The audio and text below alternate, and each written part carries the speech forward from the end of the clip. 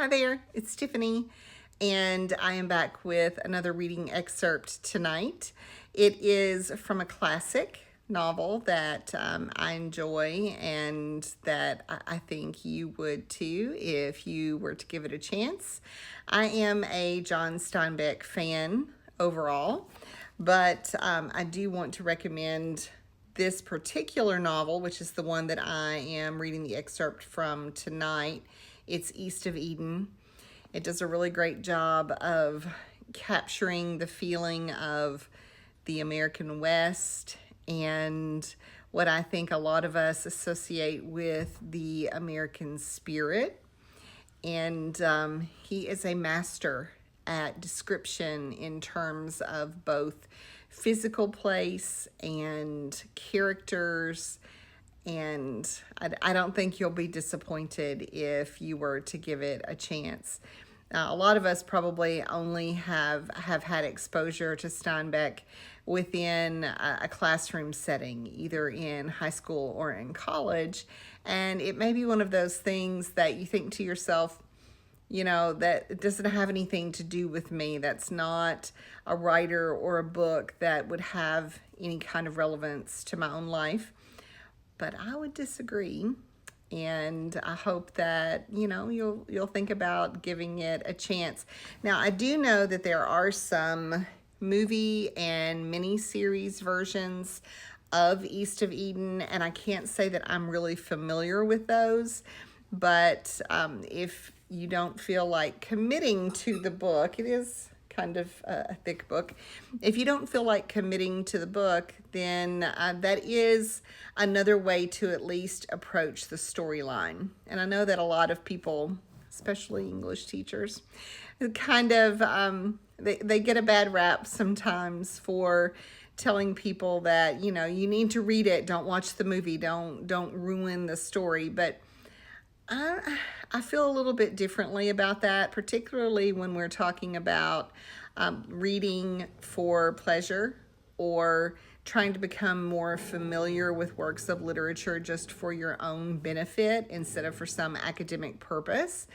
And so if you're at a point in your life and reading a book, a classic that is, a few inches thick, feels a little bit intimidating or feels like something that you're not ready to commit to, then one way to at least approach the storyline and to have some exposure to that literature is to either go online and do a little bit of research for maybe some synopses of this particular novel, or to watch the movie or the mini-series version of a novel. I'm not against that. I don't often think that they measure up in terms of like quality and the power of the written word, but I'm more interested at this point in saying to you that this is a story that matters, and it's a story that I think you might benefit from knowing a little more about. Whether you approach that story in terms of visual learning or listening to it on audiobook or actually reading the pages. So there's my soapbox for tonight. Okay, so let's get into the excerpt itself. The excerpt that I'm sharing today comes from page 148 and 149. Olive had not her father's brilliance, yet she did have a sense of fun, together with her mother's strong and undeviating will. What light and beauty could be forced down the throats of her reluctant pupils, she forced. There was a wall against learning. A man wanted his children to read, to figure, and that was enough. More might make them dissatisfied and flighty, and there were plenty of examples to prove that learning made a boy leave the farm to live in the city, to consider himself better than his father. Enough arithmetic to measure land and lumber and to keep accounts, enough writing to order goods and write to relatives, enough reading for newspapers, almanacs, and farm journals, enough music for religious and patriotic display. That was enough to help a boy and not to lead him astray. Learning was for doctors, lawyers, and teachers, a class set off and not considered related to other people. There were some sports, of course, like Samuel Hamilton, and he was tolerated and liked, but if he'd not been able to dig a well, shoe a horse, or run a threshing machine, God knows what would have been thought of the family. Olive did marry her young man and did move, first to Paso Robles, then to King City, and finally to Salinas. She was as intuitive as a cat.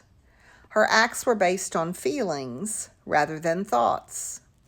She had her mother's firm chin and button nose and her father's fine eyes. She was the most definite of any of the Hamiltons except her mother. Her theology was a curious mixture of Irish fairies and an Old Testament Jehovah, whom in later life she confused with her father. So what'd you think? Does it sound like a book that interests you? Do you want to know a little bit more about her and her life and what happens in Salinas? In case you do, then I would say take a look at the book or try to check out the movie or the miniseries and let me know what you think.